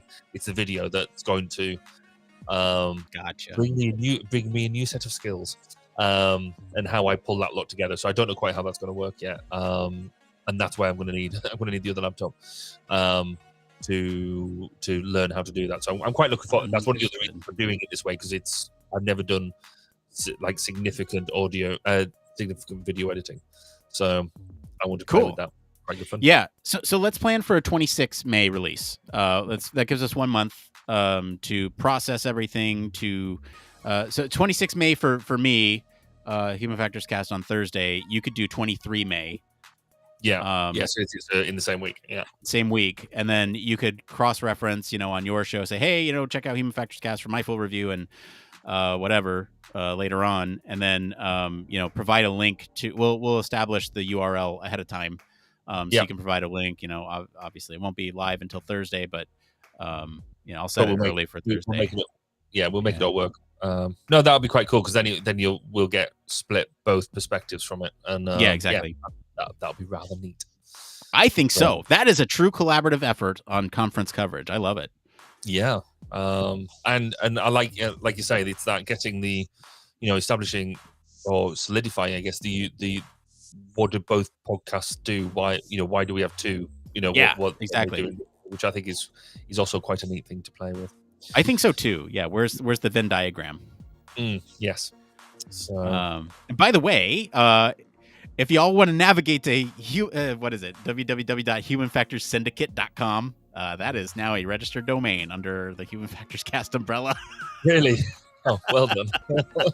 Well, I figured. Okay, so look, like there a lot of things were taken, like collective or group or anything like that. And I'm like, what really are we? And I looked up synonyms, and I was like, syndicate. And if you look up the dictionary definition of syndicate, which I am doing now. Okay, you do that. It says a group of individuals or organizations combined to promote some common interest. Well, there we go. That's cool. Therefore, Human Factors Syndicate is this umbrella that we're calling ourselves. HFS. If we call that Human Factors and Ergonomics Syndicate. Oh, geez. Yeah. No, we can't. Yeah, we're gonna have to get hit with some trademarks there for sure. Well, what was quite interesting, I was talking to a guy who I've interviewed on my podcast before. He runs a company that deals with ergonomic furniture. And when he set up the company, he obviously set up a website, which he got as ergonomics.co.uk. Which you then also had the Ergonomic Society sort of going, because before CIHF it was called the Ergonomic Society, and so the Ergonomic Society then was like, oh, we should have a website, let's call it ergonomics.co.uk. Oh, it's taken. So that's why the Ergonomic Society was the ergonomics.org.uk, and so they haven't been able to get exclusive rights over all of the tags. And even now that it's turned into, because it went to the Institute of Ergonomics and Human Factors, IHF, and now it's CIHF, they've still kept that ergonomics.org.uk as the domain. But Guy still has Guy of Osborne Ergonomics has ergonomics.co.uk, which I think is very clever of him. Who has ergonomics.com? Oh, I don't know. Not looked. Well, that could be clever, couldn't it? Oh, no one has it. Well, IP couldn't be reached. So, like, oh no. That's true. Oh, we can look up who is. Let's see, who is. Look up domain. We can see who it's registered to. I can look up here. It's ergonomics.com. It says it is registered to Contact Privacy Inc. Oh, okay. Hold on. There's an address here. I'm not going to say this on air, but there is a physical mailing address associated with ergonomics.com. And if you look at that physical address, you're looking at a little store in Toronto, California. No, never mind. Toronto, Ontario, Canada. Okay, never mind. We're not. Well, there's an Ontario, California. Is there? Oh, wow. There is. Yeah. So that's why I got confused. Because it said CA.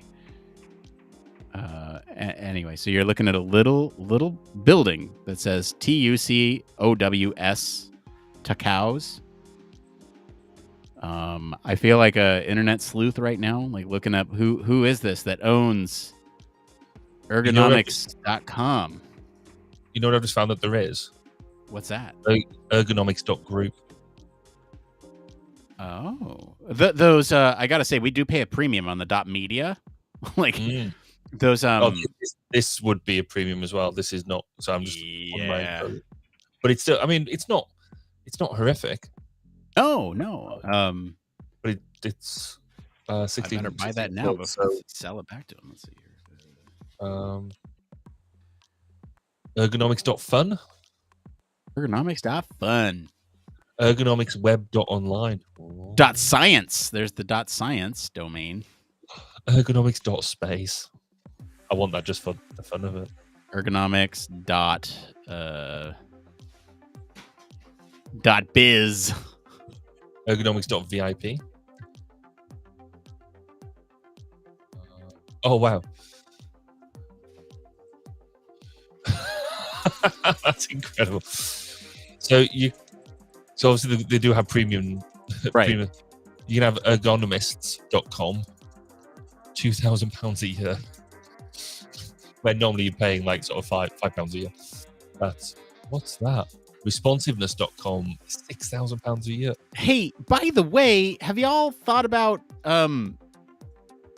you know what? I'm not even gonna say it live on air. I don't want anyone to snag it.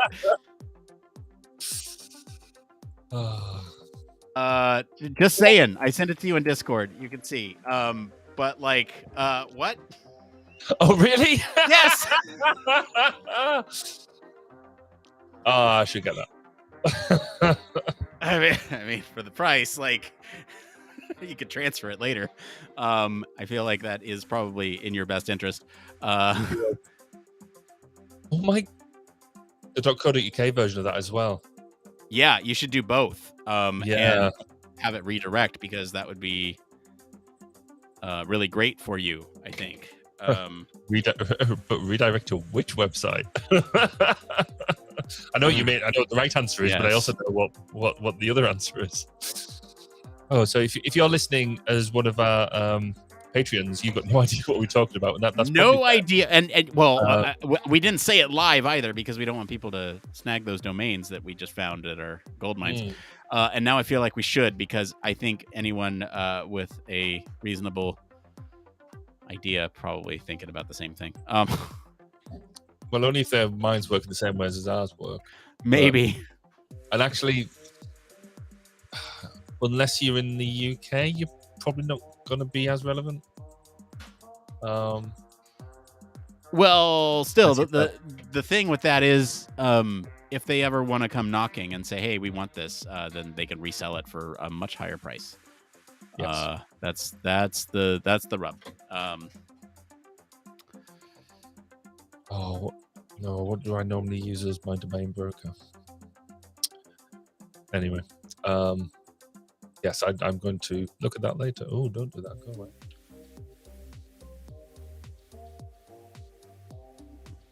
Oh, I do that, do I?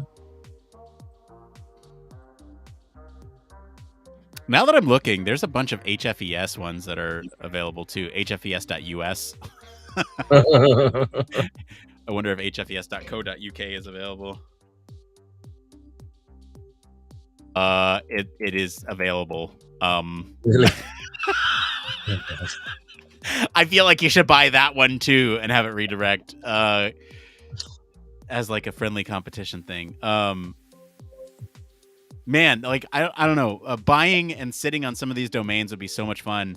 I just like, you have them all redirect, but for what? Like, does it show up in Google indexing? If somebody searches that, then do you have good enough SEO for it to redirect, that type of thing? Like, is it worth it? I don't know. For I think for for you, I think it makes sense. Yes. No, I think it's it certainly is. There's oh yes, this is sort of what I went to last time. I need to go get my other thing as well. Oh geez, Barry, humanfactorspodcast.com is available. That's annoying. Oh, you could end up spending a fortune just on domain names. Yeah, is what it's about, isn't it? So yeah, it really is. Really, now it's a race. Well, now we've opened up this kind of worms. Yeah, it's a race between you and I to snag Human Factors Podcast. Well, given I don't have my wallet with me, then you're going to beat me. So go for it. I won't hold it against you. I don't. Podcast. Let's see here.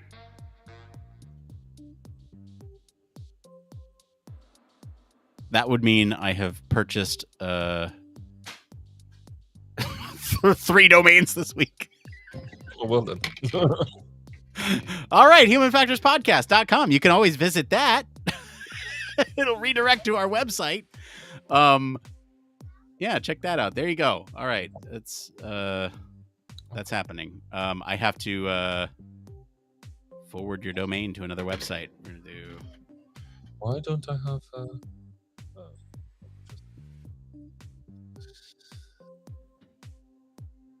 This has been an interesting dive into the world of It certainly has. Makes you wonder what other ones you can get as well. In fact, let me just play with that. Mm-hmm.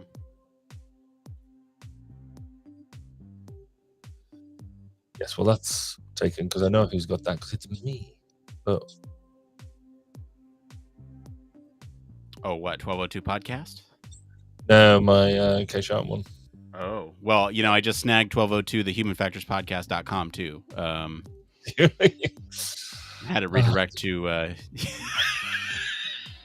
what a great way to troll other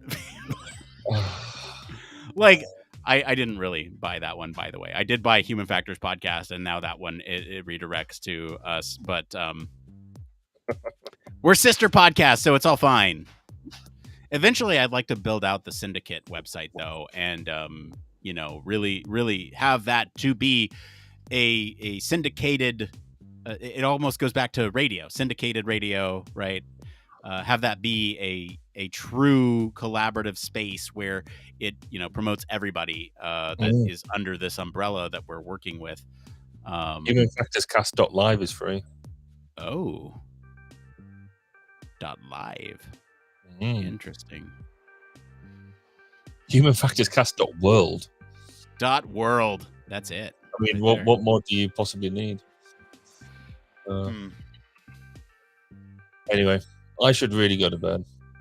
Oh yeah, it's time. I didn't even It's realize we had so much fun I talking didn't about realize domains. I was just like, Um, oh, that'd be why. Okay.